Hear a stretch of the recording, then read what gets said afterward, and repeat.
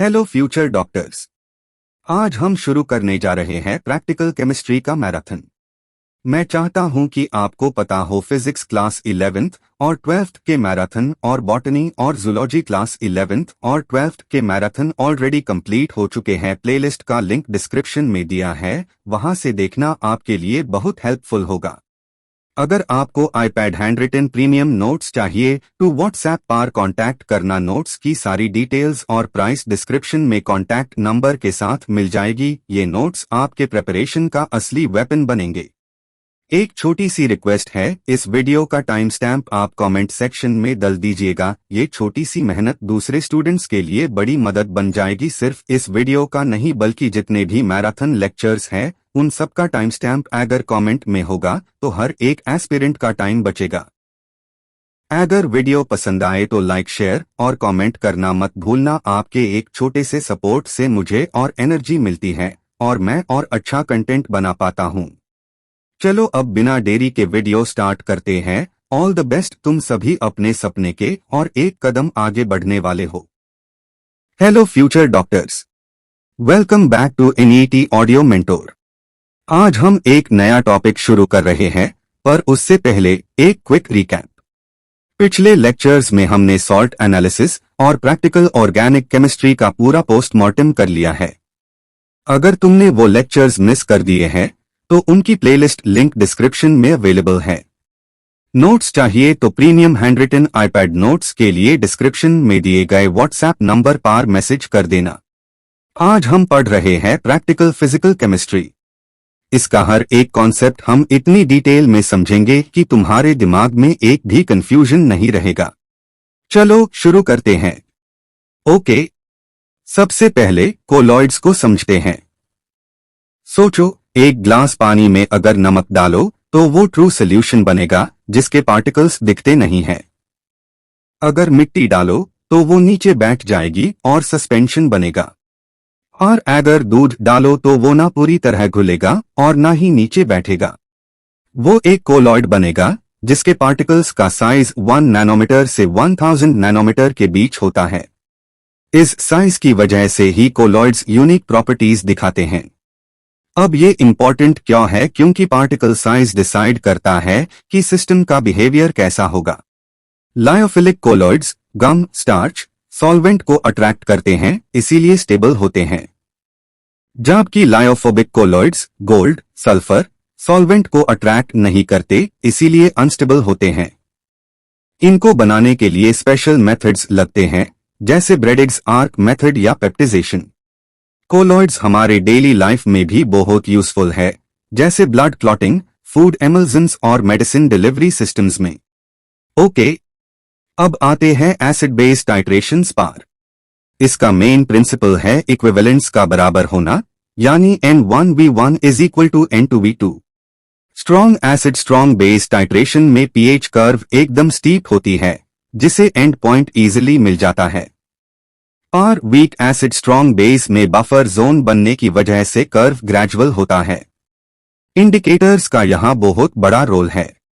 फिनोल्टोलिन weak acid strong base के लिए best है, क्योंकि इसका कलर चेंज pH 8 to 10 के बीच होता है। जबकि methyl orange strong acid weak base के लिए सही है। ये सब डिटेल्स याद रखना, क्योंकि एग्जाम में डायरेक्टली पूछा जाता है। ओके, रिडॉक्स टाइट्रेशंस में पोटेशियम परमैंगनेट KMnO4 सबसे फेमस है। KMnO4 एक purple coloured strong oxidising agent है। एसिडिक मीडियम में ये Mn सुपरस्क्रिप्ट 2 में रिड्यूस होता है। रिएक्शन शुरू में स्लो होती है, पर जैसे ही थोड़ा Mn सुपरस्क्रिप्ट 2 बनता है, वो कैटलिस्ट की तरह काम करता है और रिएक्शन सडनली फास्ट हो जाती है। इसको ऑटोकैटालिसिस कहते हैं।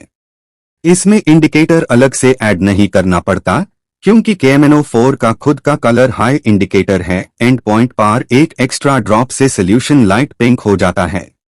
ओके, थर्मोडायनामिक्स के एक्सपेरिमेंट्स थोड़े कॉन्सेप्चुअल होते हैं। एंथैल्पी ऑफ सॉल्यूशन का मतलब है जब सॉल्ट पानी में घुलता है तो हीट एब्जॉर्ब या रिलीज करता है। जैसे अमोनियम नाइट्रेट डिसोल्व करने पर कूलिंग फील होती है, क्योंकि ये एंडोथर्मिक प्रोसेस है। एंथैल्पी ऑफ न्यूट्रलाइजेशन का मतलब है जब एसिड और बेस रिएक्ट करते हैं तो एक फिक्स्ड अमाउंट में हीट रिलीज होती है।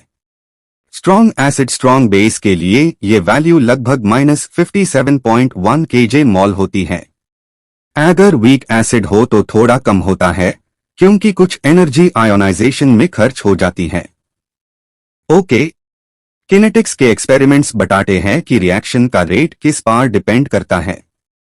एक फेमस प्रैक्टिकल है सोडियम थायोसल्फेट और हाइड्रोक्लोरिक एसिड की रिएक्शन जिसमें टर्बिडिटी डेवलप होती है। हम इसका टाइम नोट करके रेट कैलकुलेट करते हैं। रिएक्शन का रेट कॉन्सेंट्रेशन, टेम्परेचर और कैटलिस्ट पर डिपेंड करता है। ये चीजें सिर्फ थ्योरी नहीं, रियल लाइफ में भी काम आती है। ओके, प्रैक्टिकल्स बिना न्यूमेरिकल्स के अधूरे हैं। मोलारिटी है सल्यूट के मोल्स डिवाइडेड बाय सॉल्यूशन के लाइटर्स। नॉर्मैलिटी थोड़ा अलग है, इसमें इक्विवेलेंस ऑफ सल्यूट डिवाइड करते हैं। इक्विवेलेंट का मतलब एसिड बेस में H या आयन और रिडॉक्स में इलेक्ट्रॉन्स ट्रांसफर। एग्जाम में mostly questions N1V1 is equal to N2V2 law पार आते हैं। एग्जाम्पल, अगर 0.1 NH2SO4 के 20 ml को NaOH से टाइट्रेट किया तो कितना वॉल्यूम लगेगा? कैलकुलेशन सिंपल है, N1V1 is equal to N2V2। बस H2SO4 का N फैक्टर 2 है, इसका ध्यान रखना जरूरी है। ओके, तो दोस्तों ये था हमारा फिजिकल केमिस्ट्री प्रैक्टिकल्स का डिटेल्ड ब्रेकडाउन। हर पॉइंट को हमने एग्जाम फोकस्ड एक्सप्लेनेशन के साथ समझा। अब तुम्हें कॉन्सेप्ट भी क्लियर होगा और कॉम्पिटिटिव लेवल के लिए कॉन्फिडेंस भी आएगा। प्रीमियम हैंडरिटन नोट्स के लिए व्हाट्सएप पर मैसेज करना और सारी प्लेलिस्ट्स डिस्क्रिप्शन में देख लेना। नेक्स्ट लेक्चर में और डिटेल लेकर आते हैं।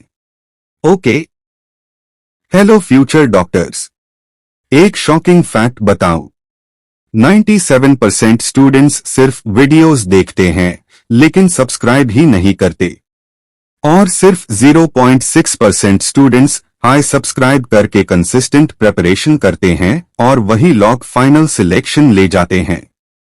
सोचो जरा तुम किस कैटेगरी में आते हो।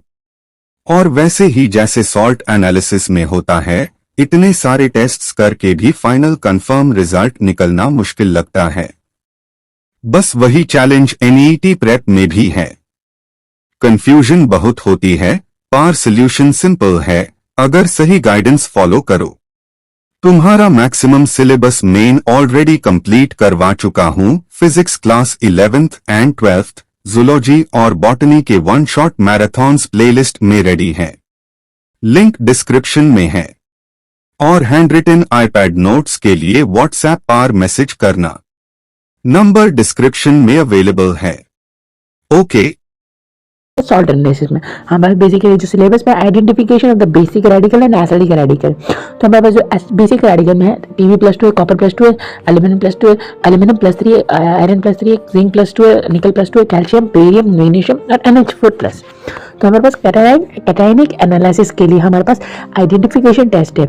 जिस आइडेंटिफिकेशन टेस्ट को हमने ग्रुप में डिवाइड किया है, हमारे पास खैर 6 ग्रुप्स है। हमारे पास ग्रुप 0 से स्टार्ट होते हुए ग्रुप 6 है। तो हमने नेम किया है, ऐसे तो टोटल 7 है लेकिन हमने 0 से लेकर 6 तक नेम किया है। ग्रुप 0 में हमारे पास NH4+ आता है, इसका कोई रिएजेंट नहीं होता है। ग्रुप 1 में हमारे पास लेड प्लस आता है, Pb+2 जिसका डाइल्यूट HCl है। ग्रुप 2 में हमारे पास Pb+2 एक और बना आता है कॉपर+2 के साथ, फिर आर्सेनिक+3 के साथ जिसमें डाइल्यूट HCl जैसे कि उसके प्रेजेंट में हमारे पास क्या है H2S रहना चाहिए, यानी कि H2S in presence of dilute HCl। Group 3 में हमारे पास एल्यूमिनियम+3 और Fe+3 उसका ग्रुप रिएजेंट हमारे पास NH4OH in presence of NH4Cl। Group 4 में हमारे पास निकल+2 है, जिंक+2 है, कोबाल्ट+2 और मैग्नीज+2। ये आपको खैर बहुत ही रेयर है तो आप इसको याद रख सकते हैं। एनसीईआरटी में शायद इसका पिंक कलर दिया हुआ है डी ब्लॉक के टेबल में, तो आप इसको चेक कर सकते हैं। डी ब्लॉक या कोऑर्डिनेशन के टेबल में इसका पिंक कलर दिया हुआ है। H2S in presence of NH4OH, इसको हम करते हैं हाइड्रोजन सल्फाइड कब डालते हैं बेसिक मीडियम में, और उधर पे हमने ग्रुप 2 में डाला था हाइड्रोजन सल्फाइड इन दी एसिडिक मीडियम डाइल्यूट एसिड में। तो आपको ये डिफरेंस याद रखना। ग्रुप 2 और ग्रुप 4 में अपन के पास आता है ग्रुप 5 में बेरियम+2, कैल्शियम+2, स्ट्रोंशियम+2। इसका हम टेस्ट करते हैं ग्रुप रिएजेंट किसका, अमोनियम कार्बोनेट। तो इसको याद रखना, अमोनियम कार्बोनेट ये इंपॉर्टेंट फैक्टर बनता है इन the presence of what, in the presence of NH4OH। हमारे अगेन ग्रुप 6 आता है जिसमें मैग्नीशियम+2 के लिए चेक करते हैं जिसका कोई ग्रुप रिएजेंट नहीं होता एज सेम एज ग्रुप 0। हमको याद है ना, ग्रुप 0 और ग्रुप 6 का कोई ग्रुप रिलीजन नहीं होता है, यानी कि आइडेंटिफिकेशन टेस्ट के लिए, इस टेस्ट के लिए, आइडेंटिफिकेशन के लिए टेस्ट के लिए, याद रखना आइडेंटिफिकेशन टेस्ट और कंफर्मेटरी टेस्ट दो अलग अलग चीजें हैं। कंफर्मेटरी टेस्ट में हम NH4OH NH4+ के लिए हमारे पास जो होता है हमारे पास जो रिएजेंट होता है उसको होता है नेस्लर रिएजेंट। तो क्विकली रिवाइज के लिए ग्रुप 0 में हमारे पास था NH4+ के लिए उसका कोई ग्रुप रीजन है, ग्रुप 1 में Pb+2 उसका डाइल्यूट HCl, ग्रुप 2 में Pb+2 कॉपर+2 आर्सेनिक+3 और उसका है hydrogen sulphide in presence of dilute HCl। और ग्रुप 3 में हमारे पास है एल्यूमिनियम+3 और आयरन+3 जिसका अमोनियम हाइड्रोक्साइड किसके प्रेजेंस में, NH4Cl के प्रेजेंस में। और ग्रुप 4 में हमारा अगेन याद रखना, यहाँ पर बेसिक मीडियम में H2S डालना है, उसका हमारा टेस्ट निकल, जिंक और कोबाल्ट और मैग्नीशियम के +2 वाले अनायंस, +2 वाले कैटायन सॉरी। फिर ग्रुप 5 में हमारे पास आता है बेरियम, कैल्शियम, स्ट्रोंशियम जिसको ammonium carbonate in the presence of NH4OH। And group 6 magnesium +2 जिसका कोई ग्रुप रीजन नहीं होता है। फिर हम आगे बढ़ते हैं। हम बेसिकली हमारे पास जो होता है आप कोई भी एक सॉल्यूशन ले लो टेस्ट ट्यूब में, तो उसमें दो पार्ट होंगे, एक तो हमारे पास होगा एनायनिक पार्ट और एक होगा कैटायनिक पार्ट। हाँ, तो हम दोनों में हमको क्या करें, प्रीलिमिनरी टेस्ट जिसको हम बोलते हैं इंडिकेशन टेस्ट, वो सॉल्ट का कुछ इंडिकेशन आएगा, बाद में हम उसको कंफर्मेटरी टेस्ट से कंफर्म करेंगे।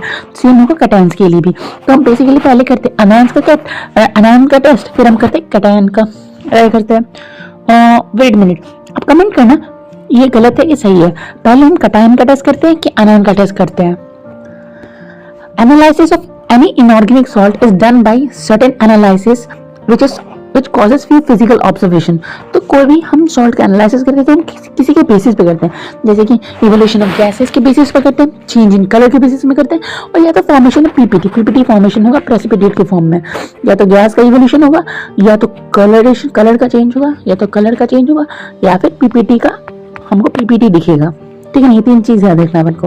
फिर हम आगे बढ़ते हैं सॉल्ट सैंपल, हम एक करते जाएंगे। देखो हमारे पास दो केसेस होगा, हम रिएजेंट लेंगे, अगर कुछ इंडिकेशन आ रहा है तो ठीक है हम उसे देख लेंगे, अगर कुछ नो पीपीटी हो रहा है तो हम नेक्स्ट ग्रुप की तरफ मूव करेंगे, यानी कि जिसकी सॉल्युबिलिटी कम होती है ना, जैसे ग्रुप 0 है, ग्रुप 1 है, तो इनकी सॉल्युबिलिटी अगर कम है तो ये पहले आएंगे। उसके बाद ग्रुप 1 की सॉल्युबिलिटी क्या है, ज्यादा होती है, बाद में आ रहे हैं। मतलब जो सॉल्युबल होने का जिसका टेंडेंसी ज्यादा होगा वो ग्रुप 6 में होगा, जिसको सॉल्युबल जैसे पीपीटी जल्दी बनाने की टेंडेंसी होगी वो ग्रुप 1 में होगा, ग्रुप 2 में होगा। तो हम ग्रुप 1 में देखते हैं Pb+2 के, तो हमने डाइल्यूट HCl डाला तो हमको उसका प्रेसिपिटेट मिलता है लेड क्लोराइड के फॉर्म में, जिसका हम कंफर्मेटरी टेस्ट तीन तरीके से कर सकते हैं। या तो हम एक मेथड यूज कर सकते हैं, पोटेशियम आयोडाइड डाल दें, जिसमें हमें लेड आयोडाइड का येलो पीपीटी मिलेगा जिसका एक प्रेसिपिटेट है, और उसके साथ सॉल्यूशन में KCl भी मिलेगा, वो तो खैर आप देख के पता कर लेंगे। लेकिन हमको मेन याद रखना है कि पोटेशियम आयोडाइड के प्रेजेंस में जो लेड क्लोराइड होगा, अगर कोई पीपीटी बन रहा है, इसका पीपीटी बन रहा होगा क्लोराइड के फॉर्म में, तो हमको येलो दे देगा किसके प्रेजेंस में, पोटेशियम आयोडाइड के प्रेजेंस में। अगर पोटेशियम क्रोमेट डालते हैं तो भी हमको येलो पीपीटी मिलेगा, लेकिन ये जो होगा येलो पीपीटी, अगर हम इसको हॉट एनओएच डालते हैं तो ये सॉल्युबल हो जाएगा। अगर हमने H2SO4 डाला तो यहाँ पर देखो कलर याद रखना, तो लेड सल्फेट का व्हाइट पीपीटी मिलता है जो कि सॉल्युबल किसमें होता है, अमोनियम हाइड्रोक्साइड में। ये अब क्वेश्चन बन सकता है कि जो PbCrO4 है यानी कि लेड क्रोमेट वो किसमें सॉल्युबल है, तो हॉट NaOH में, और लेड सल्फेट जो कि व्हाइट है वो किसमें सॉल्युबल है, तो NH4OH में। ठीक है, तो अगर हमारे को डाइल्यूट HCl के साथ देता है तो ठीक है, वो ग्रुप 1 का इंडिकेशन करता है। अगर डाइल्यूट HCl के साथ कोई पीपीटी नहीं देता है तो हम उसमें पास करते हैं H2SO जो कि हाइड्रोजन सल्फाइड गैस है। तो हम ग्रुप 2 का टेस्ट देखते हैं जिसमें हमारे पास लेड +2 होता है और कॉपर +2 होता है। तो ये जो होता है ग्रुप 2 वाले जो होते हैं वो कैसे क्वेश्चन बन सकता है कि ग्रुप 2 वाले कैसे पीपीटी देते हैं, जैसे ग्रुप 1 वाले क्लोराइड की फॉर्म में पीपीटी देते हैं, तो ग्रुप 2 वाले सल्फाइड की फॉर्म में पीपीटी देंगे, क्योंकि हम क्या यूज करें यहाँ पर सल्फाइड का प्रेजेंस यूज कर रहे हैं। ठीक है ना, तो हमने PbS और CuS के फॉर्म में देंगे। जैसे हमने PbS और CuS अगर प्रेजेंट होगा उसमें हमारे पास क्या HNO3 जो कि नाइट्रिक एसिड है, तो हमको क्या मिलेगा कि नाइट्रेट सॉल्ट मिलेंगे, हमको जो NO3 वाले NO3- के सॉल्ट मिलेंगे, हमको क्या मिलेंगे, NO3- के सॉल्ट मिलेंगे, जैसे कि कॉपर नाइट्रेट मिलेगा और लेड नाइट्रेट। तो हमको कॉपर नाइट्रेट मिला और क्या मिला, लेड नाइट्रेट।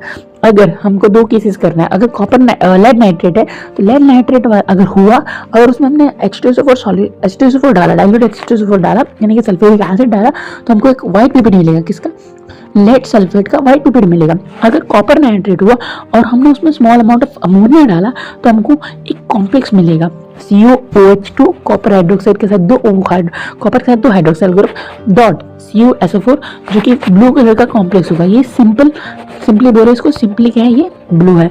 लेकिन जैसे हमने एक्सेस अमोनियम हाइड्रोक्साइड डाला NH4OH तो हमको एक प्रॉपर कॉम्प्लेक्स मिलेगा जो कि टेट्रा अमीन कॉपर सल्फेट होगा जो कि डीप ब्लू कलर है, याद रखना। जैसे हमने एक्सेस NH4OH डाला तो हमको डीप ब्लू कलर का कॉम्प्लेक्स मिला और इस कॉम्प्लेक्स का डीप ब्लू कलरेशन आता है। अगर इस डीप ब्लू कलर कॉम्प्लेक्स में हमने डाल दिया acetic acid CH3 CWH and hexacyanoferrate तो हमको क्या मिलेगा, हमको मिलेगा चॉकलेट ब्राउन कलर। ये काफी फेमस क्वेश्चन है, सुनने में भी काफी अच्छा लगता है। चॉकलेट ब्राउन कलर यानी कि चॉकलेट ब्राउन जो कॉम्प्लेक्स बनाता है उसको हमको स्ट्रक्चर भी पूछ सकता है, क्योंकि Cu इसे हमको मिलता है कॉपर +2 का कंफर्मेटरी टेस्ट मिलता है।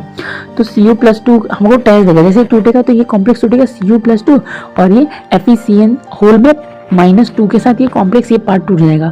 तो आपको याद है चॉकलेट ब्राउन कलर का कॉम्प्लेक्स का नाम, ठीक है ना। फिर हमारे पास आता है अगर ये जो दिया होता है हमारे पास, ये ग्रुप 2 वाले ने अगर ये यहाँ पर सल्फाइड का PPT आता, अगर पॉसिबिलिटी होगा तो ये नहीं आता तो हम जाते हैं नेक्स्ट पाथवे की तरफ। तो हमारे पास नेक्स्ट पाथवे में आता है हमारे पास नो PPT अगर फॉर्म होता तब हम डालते हैं उसमें NH4OH जो अमोनियम हाइड्रोक्साइड है, किसके प्रेजेंस में, अमोनियम क्लोराइड के प्रेजेंस में। याद रखना हम ग्रुप 3 के लिए Fe+3 और एल्युमिनियम क्लोराइड के Al+3 यानी कि Fe+3 और फेरिक और एल्युमिनियम +3 का टेस्ट करते हैं। यहाँ पर हम NH4Cl यूज करते हैं और NH4OH डालते हैं। तो पहले डाइल्यूट HCl जो होगा उसके प्रेजेंस में सॉल्यूशन में होगा तो उसके प्रेजेंस में हमको AlCl3 मिलेगा और FeCl3 मिलेगा। तो हम उसको फर्दर रिएक्शन को प्रोसीड करेंगे। हमने क्या यूज किया था, NH4OH, ठीक है ना, और क्या यूज किया था, NH4Cl, ठीक है ना। तो हमारे सॉल्यूशन में AlCl3 होगा तो वो NaOH के साथ क्या देगा, एल्युमिनियम हाइड्रोक्साइड जो कि एक PPT होगा, वाइट जेलेटिनियस PPT, जो कि इसको हम लेक टेस्ट भी बोलते हैं। अगर हमने AlCl3 में NaOH डाल दिया तो हमको वाइट PPT मिलेगा, वाइट PPT AlOH3 वो वाइट जेलेटिनियस PPT होगा। अगर हमने उसमें एक्सेस NaOH डाला सोडियम हाइड्रोक्साइड तो हमको मिलेगा सोडियम एल्यूमिनेट, तो उससे वो हमको सॉल्युबल हो जाएगा। जो वाइट PPT होगा ना वो सॉल्युबल हो जाएगा।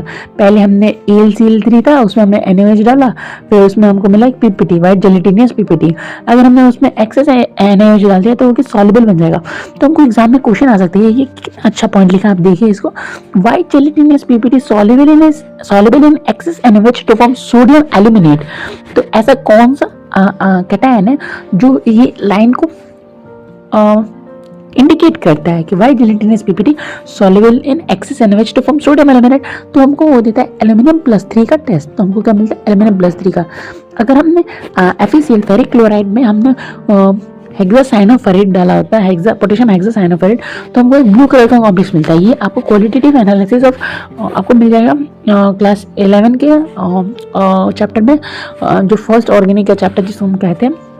तो हमको प्रूशियन ब्लू कलरेशन देता है, जो कि बाहर वाला होता है Fe+3 का टेस्ट देता है। तो हमको क्वेश्चन में आ सकता है कि जो Fe+3 जो होता है वो बाहर वाला होता है और अंदर वाला +2 में होता है। तो आप याद रख सकते हैं जो ये प्रूशियन ब्लू कलर है इसको हम 463 कॉम्प्लेक्स बोलते हैं। ये जो कॉम्प्लेक्स है हेक्सासाइन ऑफ ये जो Fe4 है, FeCN6 और होल में थ्राइस है, इसको हम क्या बोलते हैं, प्रूशियन ब्लू कलर। और इसको हमको 463 से भी याद रख सकते हैं, क्योंकि देखा जाए ध्यान से तो हमारे पास एक 463 जहाँ पे 4 बाहर में आयरन है, क्योंकि 4 बाहर में आयरन है, क्योंकि इस कॉम्प्लेक्स के ऊपर -4 साइन होता है, तो इसलिए 4 बाहर में आयरन लिया हमने। और इस आयरन पे +3 साइन होता है, इसलिए हमने यहाँ पर 3 ये कॉम्प्लेक्स लिए। तो ये 3 हो गए, तो यहाँ भी तो Fe4CN अंदर में 6 और बाहर में 3, इसलिए 463 भी बोलते हैं कई बार। तो इसको हम बोल सकते हैं। अगर हमें पोटेशियम थायोसल्फाइड देते हैं जिसमें सल्फर, कार्बन और नाइट्रोजन तीनों हैं, तो उसमें हमको थायोसल्फाइड का आयरन थायोसल्फाइड का कॉम्प्लेक्स मिलेगा जो कि ब्लड का रेडिएशन देता है।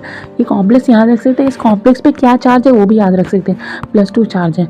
तो हमको बाहर में Fe+3 के साथ लगा हुआ कॉम्प्लेक्स मिलता है जो कि ब्लड रेड कलरेशन देता है। कॉम्प्लेक्स याद रख सकते हैं आप। तो हम फिर हमारा ग्रुप 3 के लिए हो गया। अब हम बढ़ते हैं ग्रुप 4 के लिए। H2S, अगर हमको ग्रुप 3 का कोई टेस्ट नहीं देता, अगर हमने ग्रुप 3 में जो हमने NH4OH इन NH4Cl जो यूज़ किया था, अगर उसमें कोई PPT नहीं आता तो हमारे पास H2S in the presence of NH4OH आता, H2S gas in the presence of NH4OH आता। तब ग्रुप 4 का देखते हैं। तो ग्रुप 4 में क्या आता है, निकल +2 और जिंक जिंक +2। तो ग्रुप 4 के लिए किसके 2 कैटायन है जिसमें निकल +2 है और जिंक +2 है।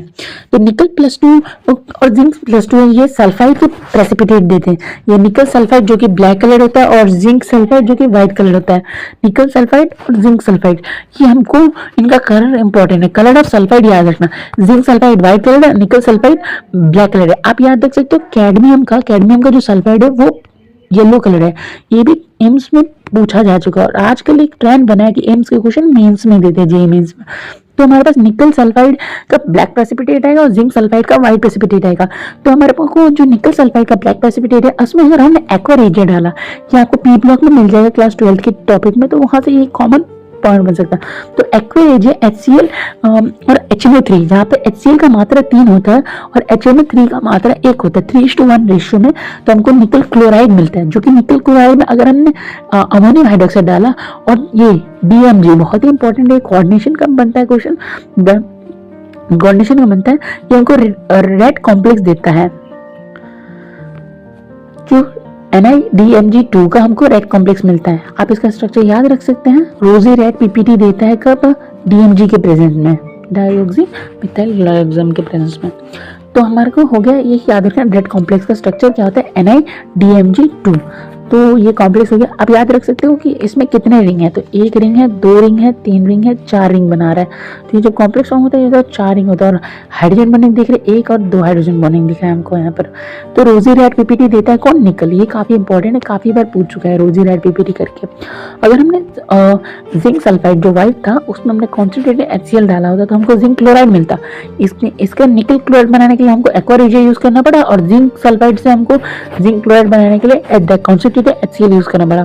हम फिर से पोटेशियम जो पोटेशियम हेक्सासाइनोफेरेट यूज करते हैं तो हमको व्हाइट PPT मिलता है। ये काफी इंपॉर्टेंट कॉम्प्लेक्स हर जगह यूज हो रहा है। चॉकलेट ब्राउन कलरेशन में भी यूज हुआ, फिर ये हमको वहां पे भी यूज है, प्रोशेड ब्लू कलरेशन कराने में भी यूज कर, हमको जिंक में भी यूज हो रहा है ये। तो जिंक क्लोराइड में अगर हमने ये पोटेशियम हेक्सासाइनोफेरेट यूज किया तो हमको व्हाइट PPT मिलेगा जिंक हेक्सासाइनोफेरेट का, है ना। तो ये कॉम्प्लेक्स याद रखना। तो हमने चॉकलेट कॉपर के साथ हमने देखा था, कॉपर के साथ चॉकलेट ब्राउन, फिर प्रोशियन ब्लू कलर मिला था Fe+3 के साथ और जिंक के साथ हमको क्या मिला था? White PPT। ये 3 कलर आपको याद रखना पड़ेगा। तो जिंक हेक्सासाइनोफेरेट का व्हाइट PPT का कॉम्प्लेक्स बनेगा। ये था एक मेथड। अगर दूसरे के साथ देखें तो NaOH डाल दो आप जिंक क्लोराइड में, तो हमको जिंक, ये भी इंपॉर्टेंट है, ये काफी बार जेईई एडवांस में पूछ चुका है ये वाला रिएक्शन पाथवे कि हमने जिंक क्लोराइड में NaOH डाला, सोडियम हाइड्रोक्साइड, तो हमको जिंक हाइड्रोक्साइड का व्हाइट PPT मिलता है। अगर उसमें हम फर्दर NaOH डालते तो जैसे सोडियम एल्यूमिनेट बनाता है वैसे यहाँ पर सोडियम जिंकेट बनता है जो कि फिर सॉल्युबल होता है। तो ये भी इंपॉर्टेंट है कि जिंक क्लोराइड में हमने NaOH डाला और किसी का क्लोराइड है उसमें हमने NaOH डाला जो कि व्हाइट बना रहा है। यहाँ पर क्या बना रहा है? व्हाइट PPT बना रहा है जो कि फिर से NaOH फर्दर एक्सेस NaOH डालने पर हमको सोडियम जिंकेट बना रहा है। सोडियम जिंकेट क्या है? प्रेसिपिटेट जो कि सॉल्युबल हो जाता है। हमारे पास हो गया। अगर इससे भी नहीं होता है, अगर हमको ग्रुप 4 का भी कोई टेस्ट नहीं आता है, जो हमको H2S in presence of NH4OH डालने पर भी कोई टेस्ट नहीं आता, तो हम ग्रुप 5 की तरफ बढ़ते हैं। तो हम क्या यूज करते हैं? Ammonium carbonate. किसके प्रेजेंस में? अमोनियम हाइड्रोक्साइड के प्रेजेंस में। तो हमको यहाँ पर भी ग्रुप 5 के लिए चेक करेंगे, बेरियम और कैल्शियम के लिए करेंगे। स्ट्रॉन्शियम +2 के लिए आता है तो हम कैल्शियम और बेरियम के लिए पढ़ते हैं बेसिकली जो सिलेबस में। बेरियम Ba2+, कैल्शियम 2+ और स्ट्रॉन्शियम भी है हमारे सिलेबस में, अभी याद रखिए तो बेहतर रहेगा। एज कार्बोनेट, इनका PPT कैसा आता है? कार्बोनेट, क्योंकि हम यूज क्या कर रहे हैं यहाँ पर? कार्बोनेट। NH4 2CO3 NH4OH। तो हमको ग्रुप 5 के रिएजेंट्स ग्रुप 5 के हमारे पास रेडिकल आएंगे, तो Ba+2 और कैल्शियम +2। तो एज कार्बोनेट देते हुए तो हमने पास किया बेरियम कार्बोनेट। एक टेस्ट ट्यूब लिया, उसमें बेरियम कार्बोनेट है, ठीक है ना। और सपोज एक टेस्ट ट्यूब ले, 2 टेस्ट ट्यूब में डिवाइड कर दिया, ठीक है ना। सपोज हमने गैस कर लिया उसके अंदर इधर ये हो सकता है, ये हो सकता है, तो हमने 2 टेस्ट ट्यूब ले लिया, तो उसमें हमने पास किया एसिडिक एसिड और पोटेशियम क्रोमेट। तो हमने जैसे ये पास किया, हमको क्रोमेट के साथ, ये जो क्रोमेट है क्रोमेट Cr, तो ये CrO4 आएगा और बेरियम के साथ कॉम्प्लेक्स बना लेगा। तो बेरियम क्रोमेट का येलो PPT होगा। ये कलर बहुत इंपॉर्टेंट है। बेरियम क्रोमेट का क्या है? Yellow PPT। और हमको याद रखना कि जैसे हमने एसिटिक एसिड और अमोनियम कार्बोनेट, उसके लिए बेरियम के लिए हमने क्या याद किया था? Potassium carbonate. तो हम इसके कैल्शियम के लिए लेकिन क्या यूज करते हैं? Ammonium carbonate.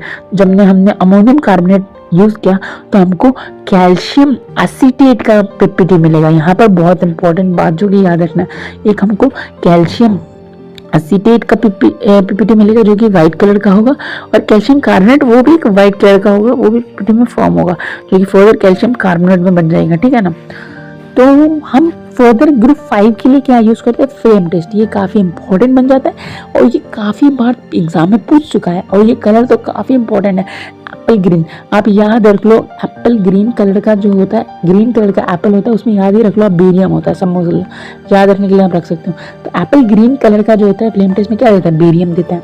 अगर फ्लेम टेस्ट में ब्रिक रेड, ईंट का लाल कलर का ईंट रंग का दिख रहा है तो वो कैल्शियम के लिए देगा, ठीक है ना। अब याद रखना ब्रिक रेड कौन देता है, कैल्शियम। तो कम से कम बेरियम और कैल्शियम के लिए याद रखो। ये एस ब्लॉक का क्वेश्चन है, क्योंकि एस ब्लॉक नहीं है तो यहाँ से क्वेश्चन आने की टेंडेंसी बन सकती है। बेरियम +2 का हमारे को कलर क्या मिलता है, एप्पल ग्रीन। कैल्शियम +2 का हमारे को कलर क्या मिलता है, ब्रिक रेड। तो ये फ्लेम टेस्ट था। अगर फर्दर ग्रुप 5 में भी कोई हमको टेस्ट नहीं मिलते, यानी कि कार्बोनेट के फॉर्म में भी कोई पीपीटी नहीं बनता, एंड अमोनियम कार्बोनेट और NH4OH डालने पर भी अगर हमको कोई पीपीटी नहीं था तो हमको पता चल जाता कि वो ग्रुप 6 का ही टेस्ट देगा, उसमें क्या होगा, Mg+2। लेकिन हम चेक करते हैं Mg+2 के लिए हम क्या करते हैं, सोडियम हाइपोफॉस्फेट डालते हैं। सोडियम हाइपोफॉस्फेट डालने से हमको मैग्नीशियम MgNH4 PO4 का सॉल्वेंट हमको एक पीपीटी बनता है, मैग्नीशियम अमोनियम फोस्फेट का पीपीटी बनता है जो कि व्हाइट कलर होता है। इसमें भी कोई फ्लेम टेस्ट नहीं, इसे फ्लेम टेस्ट नहीं देता है।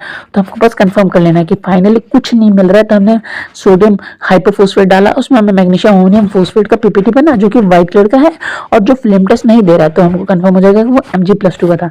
तो यहाँ पर हमारे पास क्या होता है, कैटायनिक पार्ट कंप्लीट होता है। यहाँ पर जो होता है कैटायनिक, तो हमने पहले कैटायन को टेस्ट कर लिया, ठीक है ना। अब हम उसके तरफ में बढ़ेंगे, क्या एनायंस की तरफ बढ़ेंगे।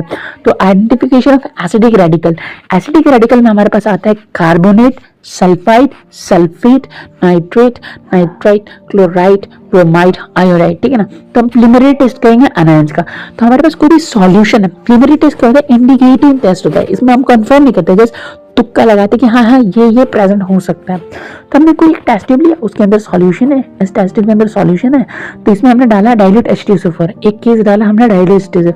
देखो आप इसको दो ग्रुप में याद डिवाइड कर लो, एक तो डाइल्यूट H2SO4 वाले ग्रुप है, एक कॉन्सेंट्रेटेड H2SO4 वाले ग्रुप है। तो हमारे पास डाइल्यूट H2SO4 वाले यानी कि डाइल्यूट सल्फ्यूरिक एसिड के जो ग्रुप है, कार्बन डाइऑक्साइड यानी कि जो वो किसका टेस्ट देंगे, वो हमको कार्बोनेट का टेस्ट देंगे, CO3 2 S2 यानी कि सल्फाइड के टेस्ट में, और एक NO2 हमको क्या देंगे, NO2- के टेस्ट देंगे, ठीक है ना। तो ये डाइल्यूट H2SO4 है। कार्बन डाइऑक्साइड, उसमें हमको गैस, हमने बोला था ना शुरू में क्या होता है, तो गैस का इवोल्यूशन होता है, ये तीनों गैस होते हैं। तो हमको एक CO2 जो कि कलरलेस ऑर्डरलेस गैस है, यहाँ पर आपको ध्यान देना है, जो हमारे पास जो CO2 है ये क्या है, कलरलेस ऑर्डरलेस गैस। तो अगर हमें डाइल्यूट H2SO4 डाला और कलरलेस ऑर्डरलेस गैस आ रहा है, और वो गैस लाइम वाटर को क्या कर रहा है, मिल्की टर्न कर दे रहा है, और वो गैस मिल्की जो colourless odourless gas turning the lime water milky, तो हम उसको किसका प्रेजेंस बता सकते हैं, तो वो हम कार्बोनेट का प्रेजेंस बता सकते हैं। फिर अगर H2S होगा तो अगर कोई टेस्ट ट्यूब से अगर हमने हमने क्या डाला था, डाइल्यूट सल्फ्यूरिक एसिड, तो अगर हमको सड़े हुए अंडे का स्मेल आ रहा है और लेड एसिटेट पेपर यानी कि आपको फिल्टर पेपर की तरह ही होता है वो लेड एसिटेट पेपर, तो उसको हम लोग डिप करते हैं तो हमको ब्लैक कलर का मिल जा रहा है, तो हम किसका प्रोसीड करते हैं, सल्फाइड। इसके एक PYQ में आ चुका है कि सल्फाइड की जगह शायद 2024 का PYQ जो DE है, इसको स्टेटमेंट में TE लिख दिया था, क्या लिख दिया, सल्फाइड, तो वो स्टेटमेंट गलत हो गया था, क्या होना चाहिए DE। तो ये आप याद रखिए, तो इसके नाम भी काफी इंपॉर्टेंट बनते हैं, तो आप सबके नाम भी याद रखिए। ये है सल्फाइड, तो क्या देता है, सल्फाइड का टेस्ट देता है, पॉसिबिलिटी ऑफ सल्फाइड, जो कि सड़े हुए अंडे का स्मेल और लेड एसिटेट पेपर को काला कर दे रहा है, तो वो क्या बना रहा है, सल्फाइड।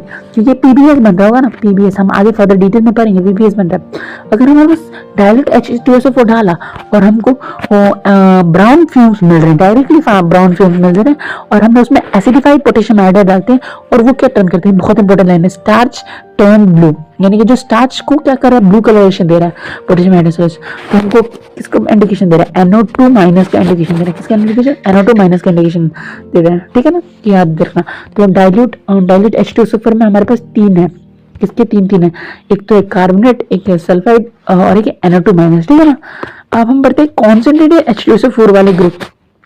तो कॉन्सेंट्रेटेड H2SO4 वाले ग्रुप में हमको चार में डिवाइड कर रखा है, एक है HCl, एक है Br2 वेपर्स, एक है I2 वेपर्स, ठीक है।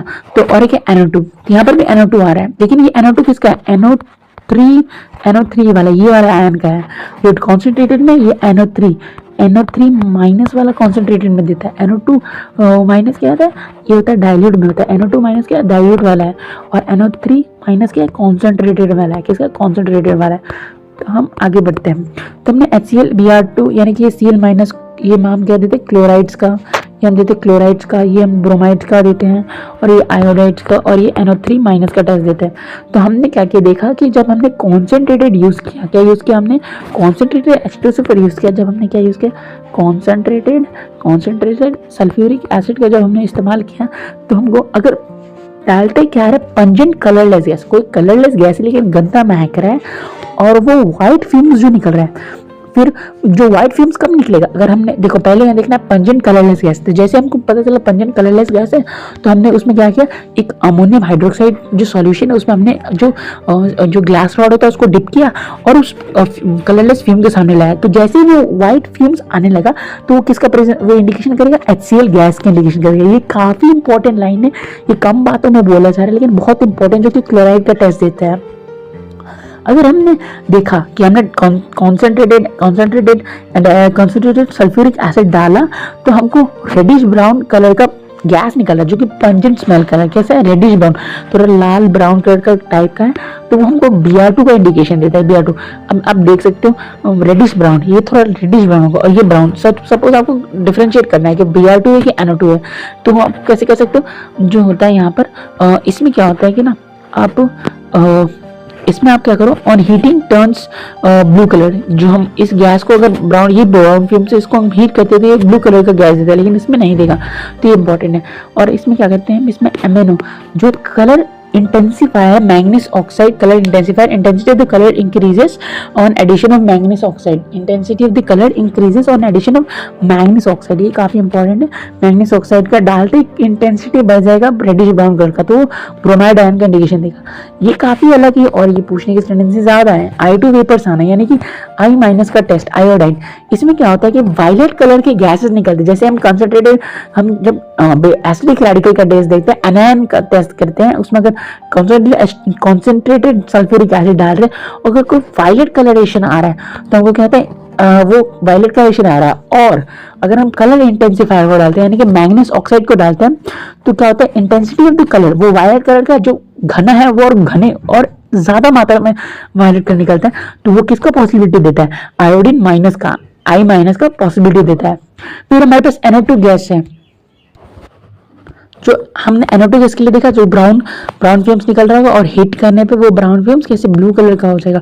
जो सॉल्यूशन होगा, जिधर से ब्राउन फ्यूम्स आ रहे हैं, तो अगर हमने उसको हीट किया तो वो सॉल्यूशन ब्लू बन जाएगा। तो वो किसका इंडिकेट करेगा, NO3 माइनस का इंडिकेट करेगा। तो हम देखते कंफर्मेटरी टेस्ट, हम कैसे कंफर्म कर सकते हैं, थोड़ा डिटेल में पढ़ते हैं क्विकली। तो कार्बोनेट के लिए हमने पढ़ा था कार्बोनेट, जिसमें हमने डाला dilute H2SO4, BRICS इवोवेशन of CO2, तो जिसको हमने जो कलरलेस गैस है उसका ब्रिक इवोवेशन आ रहा है, ब्रिक इवोवेशन आ रहा है, उसको हमने पास किया लाइम वाटर, यानी कि कैल्शियम हाइड्रोक्साइड के साथ पास किया, तो हमको मिल्की बोलते नहीं, lime water turns milky, lime water turns milky. तो वो कैल्शियम कार्बोनेट का इंडिकेशन देता है, कैल्शियम कार्बोनेट का इंडिकेशन देता है।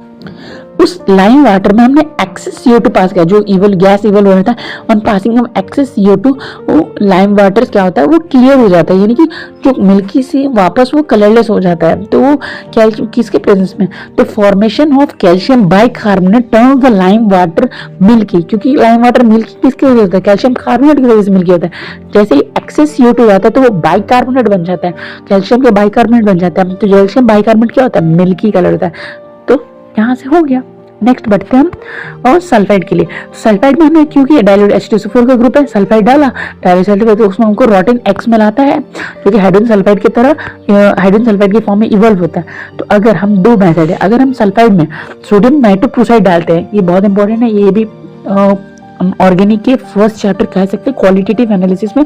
तो सोडियम नाइट्रोक्लोराइड डालते हैं जिसमें पिंक कलर का होता है, ये काफी रेयर पॉइंट है, याद रख सकते हैं। सोडियम नाइट्रोक्लोराइड पिंक कलर का है, वो पर्पल कलर में टर्न हो जाता है। Na4 FeCN5 NOS, यहाँ पर याद रखना, NO से NOS हो रहा है और Na2 से ये NaF4 हो रहा है। काफ़ी इंपॉर्टेंट बात है ये।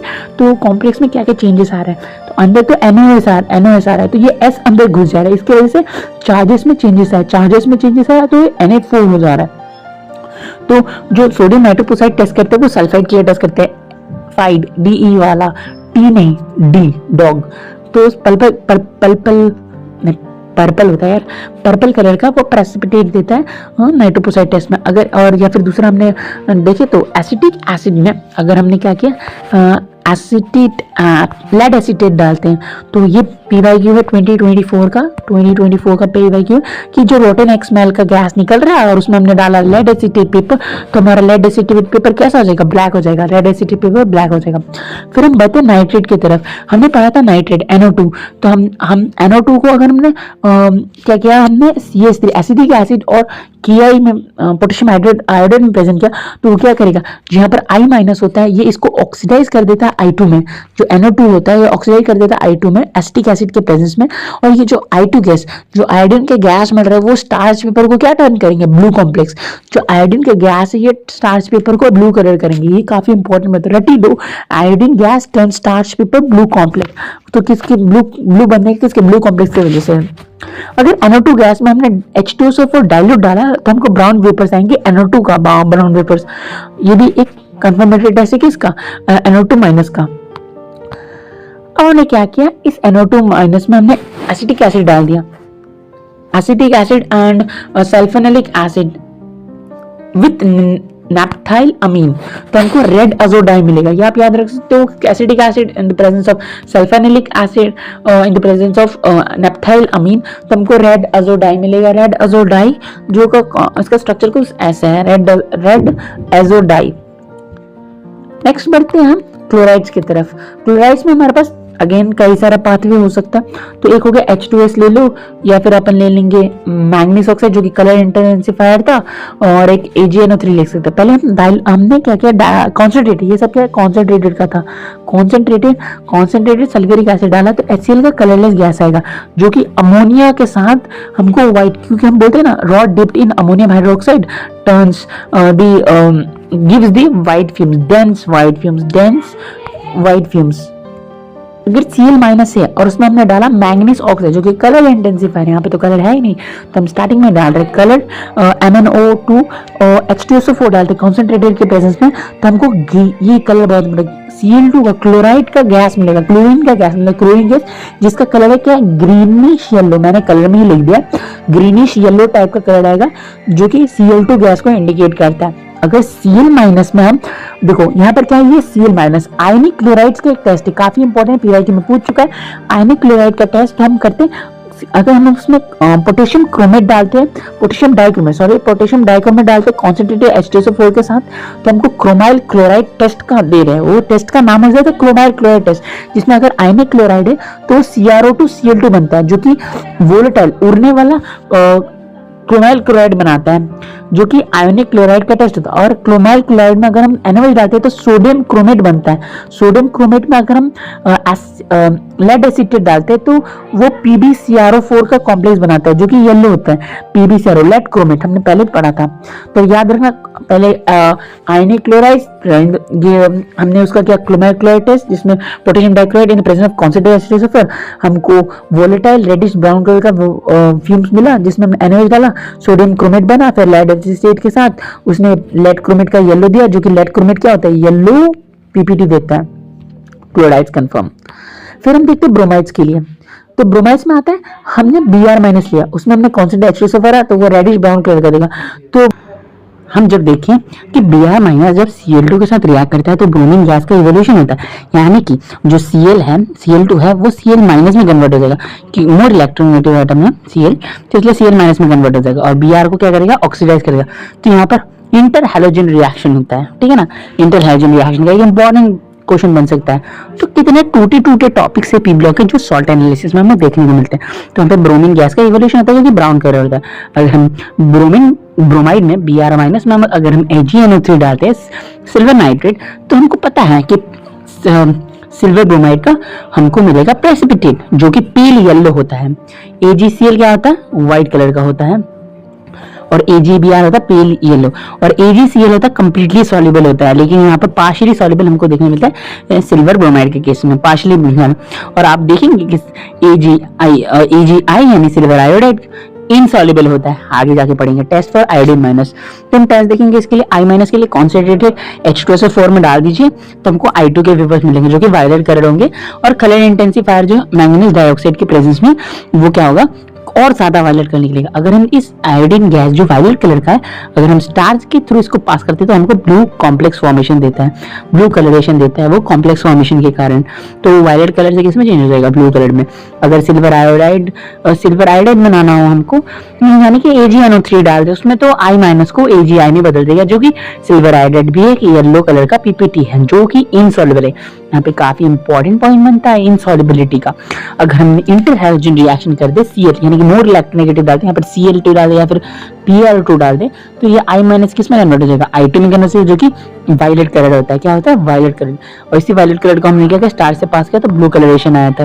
और ये वायलेट कलर को इंटेंसिफाई करना होगा तो मैंगनीज डाइऑक्साइड डाल के इंटेंसिफाई कर देंगे। फिर हम पहुंचते NO3 माइनस के लिए। NO3 माइनस के लिए हम टेस्ट करेंगे, तो हमने क्या किया, NO3 माइनस से अगर हमने कॉपर, यानी कि हमने बोलते हैं क्या है, अगर हम प्रैक्टिकल लेबोरेटरी में गए तो हम बोलते हैं कॉपर टर्निंग्स डालकर H2SO4 डाले, concentrated H2SO4 with copper turnings डाले, तो हमको क्या आएगा, ब्राउन फ्यूम्स। उसमें क्या आएगा, कॉपर टर्निंग्स, याद रखना, तो हमको NO2 के ब्राउन फ्यूम्स आएंगे। फिर अगर हम यहाँ पर एक और आ जाता है बहुत इंपॉर्टेंट, जिसको हम बोलते हैं आप यहाँ पर बोलते हैं इसको ब्राउन कलर जो बनता है, ब्राउन रिंग टेस्ट। हाँ, ब्राउन रिंग टेस्ट बोलते हैं, जब जहाँ पे हम फ्रेशली प्रिपेयर्ड फेरस सल्फेट लेते हैं। क्योंकि फ्रेशली प्रिपेयर्ड क्यों लेते हैं, ताकि हमारा जो Fe+2 वाला रहे, क्योंकि अगर ज्यादा दिन का हो जाएगा ना तो Fe+2 है वो किस में कन्वर्ट हो जाएगा, Fe+3 में, तो वो खराब हो जाएगा, हमको वो नहीं चाहिए। क्योंकि Fe+2 जो है ये खुद को ऑक्सीडाइज कर देता है Fe+3 में, ठीक है ना। इसलिए हम फ्रेशली प्रिपेयर्ड फेरस सल्फेट लेते हैं। तो हमने फ्रेशली प्रिपेयर्ड फेरस सल्फेट लिया और उसके साथ कॉन्सेंट्रेटेड H2SO4 डाला, तो कॉन्सेंट्रेटेड H2SO4 डाला जंक्शन, तो हमको जंक्शन पे एक ब्राउन रिंग का फॉर्मेशन होगा। वो ब्राउन कलर का फॉर्मेशन होगा इस कॉम्प्लेक्स की वजह से, Fe 5 वाटर के मॉलिक्यूल कॉम्प्लेक्स के अंदर, और फिर अंदर क्या है, NO। याद रखना, Fe 5 वाटर के मॉलिक्यूल कॉम्प्लेक्स के अंदर और फिर NO, और कॉम्प्लेक्स के ऊपर +2 चार्ज होता है। याद रखना, इंपॉर्टेंट केस बनता है कि यहाँ पर जो आयरन का ऑक्सीडेशन स्टेट होता है वो होता है +1, कि हमने निकाला है। आप ये देख सकते हैं कैसे निकाला है, हमने कंसीडर कर लिया आयरन का X, फिर -1, वाटर का तो कोई नहीं, वो न्यूट्रल लिगेंड है, फिर NO का -1 ले लिया, तो हमको और टोटल चार्ज कितना है कॉम्प्लेक्स पे, +2, तो हमने ले लिया आयरन के ऊपर +1 कॉम्प्लेक्स। तो ब्राउन रिंग का फॉर्मेशन होता है कहाँ पर, जंक्शन पे, और यहाँ पर कौन सा होता है, Fe+1। तो ये काफी इंपॉर्टेंट बनता है ब्राउन रिंग टेस्ट, जिसमें हम freshly prepared FeSO4 ferrous sulphate लेते हैं, जैसे कॉन्सेंट्रेटेड H2SO4 हमने डाल दिया जंक्शन पे टिल्ट करके, तो यहाँ पर जंक्शन पे क्या बना, ब्राउन रिंग फॉर्मेशन है जंक्शन। फिर हमारे पास आता है सल्फेट, जो SO4 ये क्या, इंडिपेंडेंट रेडिकल, ना ही ये डाइल्यूट सल्फ्यूरिक एसिड के साथ टेस्ट देता है सल्फेट, ना ही कॉन्सेंट्रेटेड सल्फ्यूरिक एसिड के साथ टेस्ट देता है। जो सल्फेट होता है इंडिपेंडेंट रेडिकल टेस्ट होता है। अगर हमको डाइल्यूट के साथ भी कोई सॉल्ट टेस्ट नहीं दे रहा है, कॉन्सेंट्रेटेड सल्फ्यूरिक एसिड के साथ भी कोई टेस्ट दे नहीं रहा है, तो हम जाएंगे इंडिपेंडेंट रेडिकल टेस्ट के लिए। इंडिपेंडेंट रेडिकल टेस्ट के लिए सल्फेट देता है। अगर हमने उसमें कैल्शियम, उसमें हमने क्या डाला, बेरियम क्लोराइड डाला, तो बेरियम का Ba2+ और सल्फेट का SO4 वो बेरियम सल्फेट बनाएगा, जो कि व्हाइट पीपीटी होता है, व्हाइट पीपीटी। और हमने लेड सल्फेट अगर सल्फेट में हमने डाला CH3COO- और Pb+2 होता है, तो ये लेड सल्फेट होता है। लेड सल्फेट के साथ लेड एसीटेट के साथ हमको लेड सल्फेट का व्हाइट पीपीटी बनता है। तो हमने देखा बेरियम क्लोराइड के साथ बेरियम सल्फेट दिया और लेड एसीटेट के साथ लेड सल्फेट देगा, तो सल्फेट्स बनते हैं। बेरियम सल्फेट भी व्हाइट है और लेड सल्फेट भी व्हाइट है, तो हमको कलर याद रखना है कि बेरियम सल्फेट भी व्हाइट होगा और लेड सल्फेट भी व्हाइट होगा। तो हम यहाँ पर इंडिपेंडेंट रेडिकल का टेस्ट कर सकते हैं, BaCl2 और लेड एसीटेट के साथ टेस्ट कर सकते हैं, जो कि इंडिपेंडेंट रेडिकल है। बस फ्यूचर डॉक्टर्स, ये था आज का सेशन सॉल्ट एनालिसिस पार। अगर तुमने यहाँ तक देखा है तो मतलब तुम सीरियस हो अपने सिलेक्शन को लेके। अब तुम्हारे लिए 2 काम पेंडिंग है।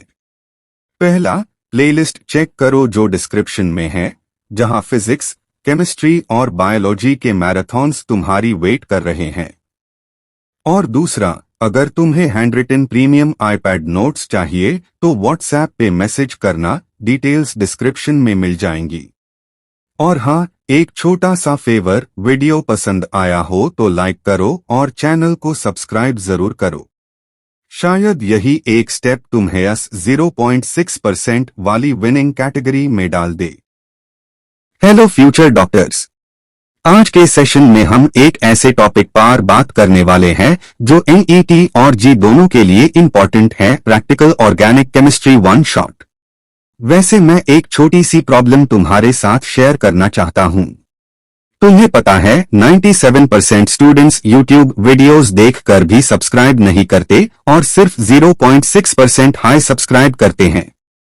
मतलब कि स्टूडेंट्स सीखना चाहते हैं लेकिन अपने मेंटोर को सपोर्ट करना भूल जाते हैं। और मैं तुम्हें याद दिला दूं कि अब तक फिजिक्स क्लास 11 और 12 chapter wise animated lectures cover हो चुके हैं। जूलॉजी और बॉटनी भी क्लास 11 और 12 के चैप्टर वाइज हो चुके हैं। मतलब हमने एक सॉलिड फाउंडेशन बना लिया है। अब बाकी सब्जेक्ट्स को भी सिस्टमैटिकली कॉन्कर करना है। ओके, सबसे पहले हम स्टार्ट करते हैं क्वालिटेटिव एनालिसिस से। ये बेसिकली होता है ऑर्गेनिक कंपाउंड्स के अंदर कौन से एलिमेंट्स प्रेजेंट है उनका पता लगाना। ऑर्गेनिक कंपाउंड्स में हाइड्रोजन, कार्बन के अलावा नाइट्रोजन, सल्फर, फास्फोरस और हैलोजेंस भी होते हैं। इन सबको डिटेक्ट करना एक अलग हाई आर्ट है। ओके, इसके लिए एक बहुत हाई फेमस मेथड है जिसे हम कहते हैं लैसिन्स टेस्ट। यहां सोडियम के साथ ऑर्गेनिक कंपाउंड को फ्यूज करते हैं ताकि covalently bonded elements ionic form में कन्वर्ट हो जाएं। ये स्टेप इसलिए जरूरी है क्योंकि तभी उन्हें एक्वियस मीडियम में टेस्ट कर पाते हैं। फॉर एग्जाम्पल, अगर नाइट्रोजन है तो सोडियम साइनाइड बनेगा, सल्फर है तो सोडियम सल्फाइड और हैलोजन है तो सोडियम हैलाइड। ओके, अब आते हैं नाइट्रोजन टेस्ट पर। इसमें सोडियम फ्यूजन एक्सट्रैक्ट को फेस O4 के साथ हीट करते हैं। अगर नाइट्रोजन प्रेजेंट है तो प्रशियन ब्लू कलर का कॉम्प्लेक्स बनेगा। इसे कंफर्म हो जाता है कि कंपाउंड में नाइट्रोजन है। ओके, सल्फर टेस्ट के लिए सोडियम फ्यूजन एक्सट्रैक्ट को सोडियम नाइट्रोप्रोसाइड के साथ टेस्ट करते हैं। अगर सल्फर प्रेजेंट है तो वायलेट कलर दिखेगा। ओके, हैलोजन टेस्ट में सोडियम फ्यूजन एक्सट्रैक्ट को नाइट्रिक एसिड और फिर सिल्वर नाइट्रेट के साथ ट्रीट करते हैं। अगर क्लोरीन है तो white PPT of AgCl, bromine है तो pale yellow PPT of AgBr और आयोडाइन है तो येलो पीपीटी ऑफ AgI मिलेगा। ओके, फास्फोरस टेस्ट थोड़ा अलग होता है। कंपाउंड को ऑक्सीडाइजिंग एजेंट जैसे कॉन्क HNO3 के साथ बॉयल करते हैं और फिर अमोनियम मॉलिब्डेट सोल्यूशन डालते हैं। अगर फास्फोरस प्रेजेंट है तो येलो प्रेसिपिटेट बन जाता है। ओके, अब मूव करते हैं क्वांटिटेटिव एनालिसिस पर, जिसमें एलिमेंट्स का एक्चुअल अमाउंट निकलते हैं। हैलोजन एस्टिमेशन के लिए कैरियस मेथड यूज होता है, जिसमें कंपाउंड को नाइट्रिक एसिड के साथ हीट करते हैं और AgNO3 सोल्यूशन में कन्वर्ट करके AgX का वेट निकलते हैं। ओके, सल्फर एस्टिमेशन भी कैरियस मेथड से ही होता है, जिसमें सल्फर को सल्फेट आयन में कन्वर्ट करके BaSO4 का वेट लिया जाता है। ओके, फास्फोरस एस्टिमेशन के लिए कंपाउंड को नाइट्रिक एसिड के साथ हीट करके फास्फोरिक एसिड बनते हैं और अमोनियम फॉस्फोमोलिब्डेट के फॉर्म में एस्टिमेट करते हैं। ओके, नाइट्रोजन एस्टिमेशन में दो इंपॉर्टेंट मेथड्स है, दुमास और केल्डाहल्स। दुमास मेथड में कंपाउंड को एक्सेस कॉपर ऑक्साइड के साथ हीट करते हैं और नाइट्रोजन गैस को कलेक्ट करके मेजर करते हैं।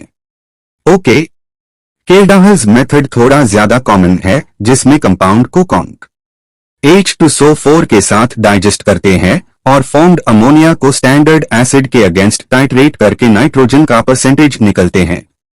ओके, अब आते हैं प्यूरिफिकेशन टेक्निक्स पर। ये बहुत हाई क्रूशल पार्ट है प्रैक्टिकल ऑर्गेनिक केमिस्ट्री का। सबसे पहले है क्रिस्टलाइजेशन। इसे हम इम्प्योर सॉलिड को सूटेबल सॉल्वेंट में डिसोल्व करके फिर से प्योर क्रिस्टल फॉर्म में निकलते हैं। ओके, सब्लिमेशन एक यूनिक मेथड है जो अनकंपाउंड्स के लिए होता है जो डायरेक्टली सॉलिड से वेपोर बन जाते हैं, जैसे कैम्फोर, नैप्थलीन। इंप्योरिटीज जो नॉन वॉलेटाइल होती है वो अलग हो जाती है। ओके। डिस्टिलेशन लिक्विड्स के प्यूरिफिकेशन के लिए होता है। सिंपल डिस्टिलेशन टैब यूज होता है जब लिक्विड्स के बॉइलिंग पॉइंट्स में बहुत डिफरेंस हो, और फ्रैक्शनल डिस्टिलेशन टैब यूज होता है जब डिफरेंस कम हो। स्टीम डिस्टिलेशन भी एक स्पेशल टेक्निक है नेचुरल प्रोडक्ट्स जैसे एसेंशियल ऑयल्स के लिए। ओके। डिफरेंशियल एक्सट्रैक्शन प्रिंसिपल एक तरह का सॉल्वेंट एक्सट्रैक्शन होता है जिसमें कंपाउंड को एक सॉल्वेंट से दूसरे सॉल्वेंट में ले जाते हैं based on solubility differences. Okay. और फाइनली क्रोमेटोग्राफी जो सबसे मॉडर्न और पावरफुल टेक्निक है। इसमें मिक्सचर के कंपोनेंट्स को स्टेशनरी और मोबाइल फेज के बीच के इंटरैक्शंस के बेस पर अलग करते हैं। टाइप्स में paper chromatography, thin layer chromatography और कॉलम क्रोमेटोग्राफी सब इंक्लूडेड होते हैं। ओके। तो दोस्तों आज हमने पूरा practical organic chemistry 1 shot cover कर लिया। हमने क्वालिटेटिव एनालिसिस किया, लाइसेंस एक्सट्रैक्ट समझा, नाइट्रोजन, सल्फर, हैलोजेंस और फास्फोरस के टेस्ट्स किए। फिर क्वांटिटेटिव एनालिसिस में हैलोजन, सल्फर, फास्फोरस और नाइट्रोजन एस्टिमेशन डिस्कस किया इंक्लूडिंग दुमास और केल्डाहल्स मेथड्स। और एंड में प्यूरिफिकेशन टेक्निक्स डिटेल में की, crystallisation, sublimation, distillation, differential extraction और क्रोमेटोग्राफी।